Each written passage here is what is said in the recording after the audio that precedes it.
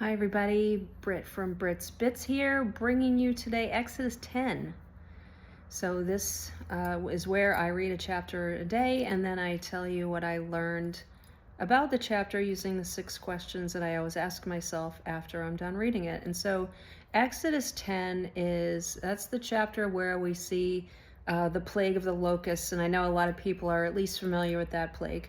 But there's another one in chapter 10. There's a plague of darkness. So for 3 days there was darkness. The Israelites had light, but the Egyptians did not. And this we see where Pharaoh's kind of really getting spent on the plagues, but he's still trying to negotiate with the release of the Israelites. So in this chapter, he's only going to let the men go, and then he says that they can go, but they can't take livestock. So he kind of ends things with Moses saying that, to go, and this is the last time you'll see my face. And Moses rightly prophesies, he's like, you're right, this will be the last time, because in the next chapter, we're going to talk about the last plague. So this is Exodus chapter 10. This is what's happening. So we're kind of nearing the end of all these plagues, but there's still two. Just dropped something. There's the locusts. So the locusts have eaten everything that the hail didn't destroy. So it's not like there was a whole bunch of stuff and then the locusts ate it. Like the hail and the storm that had come in the last chapter ruined all of the crops, and then the locusts ate whatever there was to be scrounged up. So there's really nothing left now. So the first question I asked myself is, where do I find peace in these verses? And I wrote, if there's any peace to be found in these verses, it is the peace of knowing that Pharaoh was not supposed to be humbled, right? Because God said he's going to harden his heart. He let them know. He was supposed to refuse, and Moses and Aaron knew that, but they still obeyed, because this was not about Moses or Aaron or even Pharaoh. This was about God's glory. This was about God making himself known, not even just in that day, but in all of history, because he says to Moses, I'm going to harden his heart and do all these things so that people will see my glory as they recount the story, right? So he could have made this whole thing go away even without plagues, but it would not have had the impact on the world or society as a whole if he didn't do it this way, right? So he just says, God making himself known, not even just in that day, but in all of history. This was a breakthrough moment for the kingdom of God. It's easy to lose sight of that in these moments. It's easy to be frustrated for Moses and Aaron and think this was about them convincing a prideful, evil man to let people go. It's not. It's about God's character and the perseverance of the children of Israel and everyone after this time in history, knowing who God is. It was much more than just the Exodus, right? So God is always thinking bigger picture, much bigger than we are. And I wrote, this was about God. And so I always choose 3 verses that go with what I write, and the ones that I picked for this section are Psalm 73:26, Romans 8:28, and Deuteronomy 31:8. Second question I ask myself is, who is God in these verses? And not like who is God, but what is his character? What am I learning about his character today? I wrote, it would seem that a prideful man was standing in the way of the children of Israel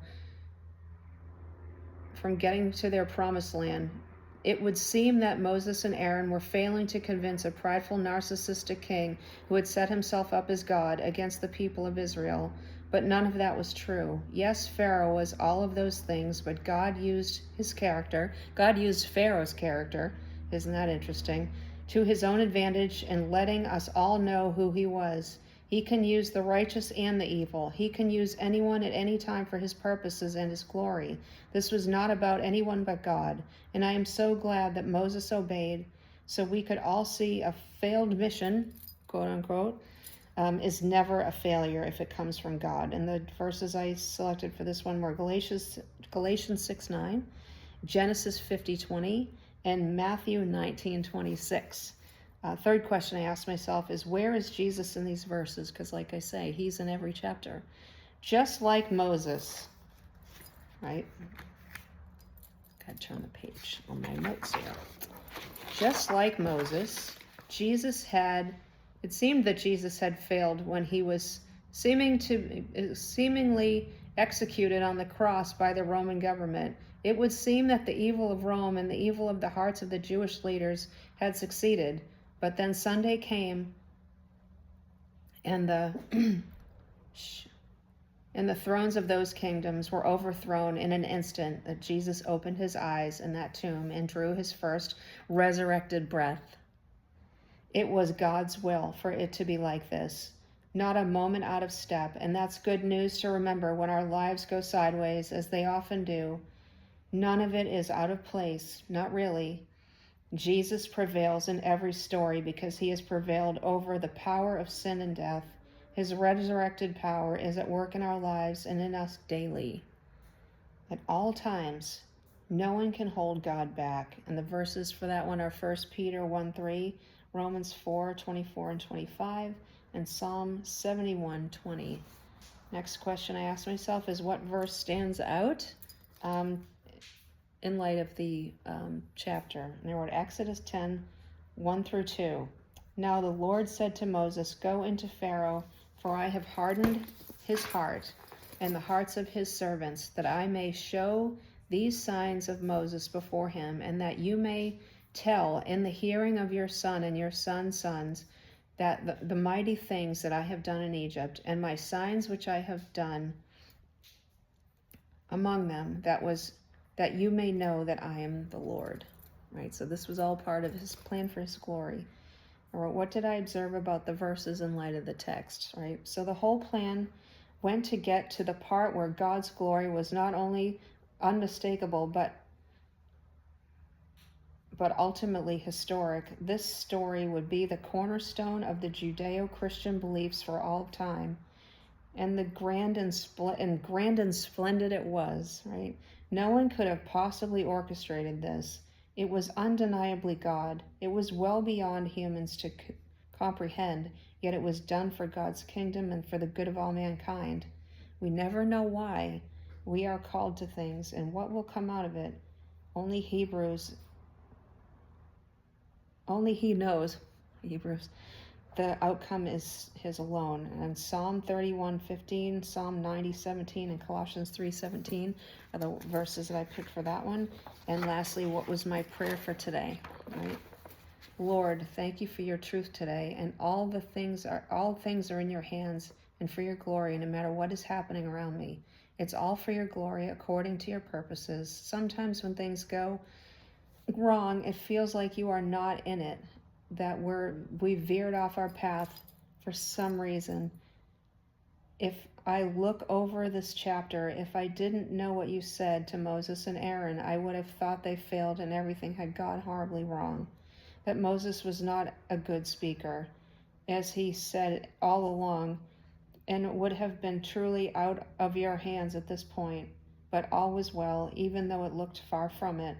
All was well in your kingdom. Your day would come. Your glory is manifest and displayed continually and always, but it can be hard to see in the moments of strife and confusion. Thank you for letting me see this today. And the verses, I picked a bunch of verses for this one, is Romans 11:36, Hebrews 1:3, Psalm 57:5, Psalm 19:1, Matthew 5:16, and Colossians 1:27. I hope that blessed you today. I hope that you'll read the chapter that goes with the notes. But be blessed today and take care.